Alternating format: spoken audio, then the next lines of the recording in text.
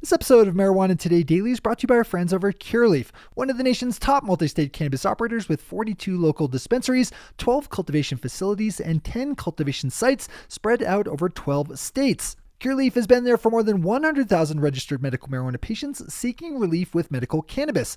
And because Curaleaf has mostly operated in states requiring vertical integration, they've had the opportunity to get good at every step of the legal cannabis supply chain, from cultivation through processing, branding, and dispensing.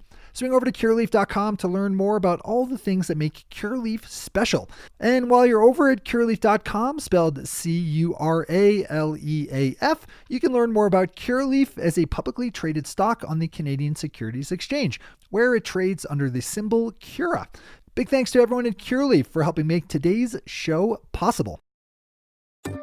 Good morning, Marijuana Nation. It's Wednesday, February 6th, 2019, and you're tuned in to episode 660 of Marijuana Today Daily. I'm your host, Shay Gunther, and I'll be walking you through today's marijuana news and headlines. As always, we have a full and busy day of cannabis news in our hands, so let's jump right into it. The New York Times is reporting that yesterday, the New York City Department of Health and Mental Hygiene confirmed the new ban on food or drink infused with CBD, mirroring a storyline we've been covering up here in my home state of Maine, which recently announced a ban on the sale of non-medical CBD-infused foods. The Times piece examines one cafe in particular, the Fat Cat Kitchen, which was visited by city inspectors last week, who bagged and tagged their CBD ingredients under an embargo. New Cannabis Ventures has details up about a previously announced just closed merger between multi-state operator iAnthus Capitals and MPH Bioceutical, which became a wholly owned subsidiary of iAnthus as part of the deal. This will make iAnthus one of the larger multi-state marijuana operators with 63 retail locations and 15 cultivation and processing sites under control. We're only going to see more big deals like this in our industry as the power of economic consolidation continues playing out. Swing over to New Cannabis Ventures for all the numbers and details on this big deal. As always, we have all the news we cover linked to on our website at mjtodaydaily.com and on our Twitter account at mjtodaydaily.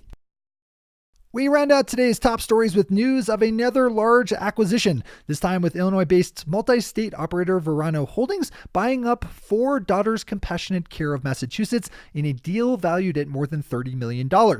The acquisition will give Verano a strong foothold in the Massachusetts marijuana market, as 4 Daughters brings not only cultivation and dispensary facilities that are currently under construction, but a number of licenses and local approvals, which regular listeners should remember are really important for doing cannabis business in the Bay State. The deal remains officially pending following approval by Massachusetts authorities.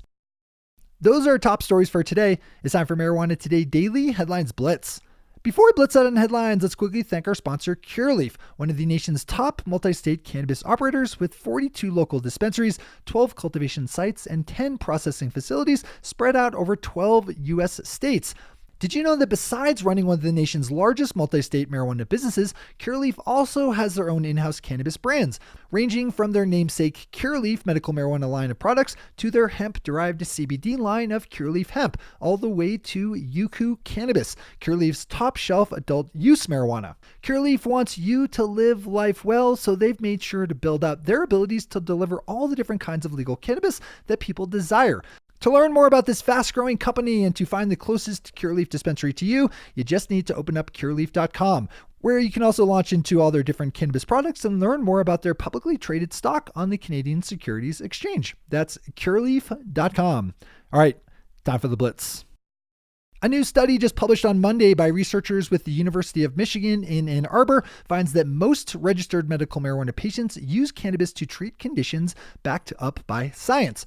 For instance, numerous studies suggest that medical marijuana is useful for treating certain kinds of pain, making it backed up by current research. On the other hand, the science is not so strong for using medical cannabis to treat dementia. Using those parameters, researchers looked at the number of patients and their qualifying conditions and found that most have good science backing them up.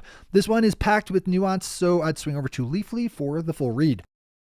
John Schroyer over Marijuana Business Daily is reporting that Los Angeles has begun issuing so-called Phase 2 business licenses as the city works to convert its illicit and gray market cannabis industry over to being fully legal. Right now, there are just 170 licensed dispensaries in LA. Businesses in this phase 2 round are all ones that have been in operation previous, with the city's upcoming third phase open to any business, existing or otherwise. Pennsylvania Lieutenant Governor John Fetterman will soon embark on a listening tour of his state as he seeks public input on the idea of legalizing adult-use cannabis. We've reported on this one before, as Lieutenant Governor Fetterman is in favor of legalization in a state that's rapidly embracing its new medical marijuana industry and showing growing support for adult use. Lieutenant Governor Fetterman's tour will kick off on Monday in Harrisburg. Yesterday, the Arkansas Department of Finance and Administration confirmed that the 32 businesses it had selected to become the state's first medical marijuana dispensers are now fully licensed, with each having paid a $15,000 licensing fee and posted a $100,000 performance bond. Arkansas selected 4 winners for each of 8 administrative zones, which are expected to start opening up sometime in April. The Connecticut State Legislature's Public Health Committee held a public meeting yesterday on the idea of adding opioid addiction to its list of medical cannabis qualifying conditions, as the state Senate deliberates a bill introduced by Senate President Pro Temp Martin Looney to do just that. PBS News Hour has a really interesting story up that looks at how support for legal cannabis has grown in the U.S. over the years, with one of the more insightful points being the connection between framing marijuana as a medical issue and the rapid rise in the support for legalization. Read this one in full. And finally for today, we wrap up the news day up here in Maine, where yesterday supporters of industrial hemp and CBD rallied in the state capital of Augusta behind a newly introduced bill to legalize non-medical CBD-infused foods. This is a big storyline we've covered over the last week, as Maine health officials just decided that foods infused with CBD are not legal to sell commercially, dealing a significant blow to entrepreneurs in the state who have invested in hemp and CBD products and businesses. The new bill introduced yesterday is sponsored by State Rep Craig Hickman, who said that public hearings on the matter should happen later this month. Those are the headlines and news for the day. I'll be back with you again tomorrow morning with another information-packed episode of Marijuana Today Daily. But in the meantime, if you have any stories to share or feedback to give, zip us an email to headlines@mjtodaydaily.com. And while you're clicking around the interwebs, swing over to our Twitter account at mjtodaydaily and visit our website at mjtodaydaily.com to find links to all the news we cover. Thanks to our sponsor, Cureleaf, and to all of our awesome Patreon listeners for the support that makes this show possible. To join the illustrious ranks of the Patreon listeners yourself, swing over to our website at mjtodaydaily.com and click on that big blue button at the top of the page that says Become a Patron. I'm your host, Shay Gunther. Thanks for tuning in, starting your day with Marijuana Today. Today.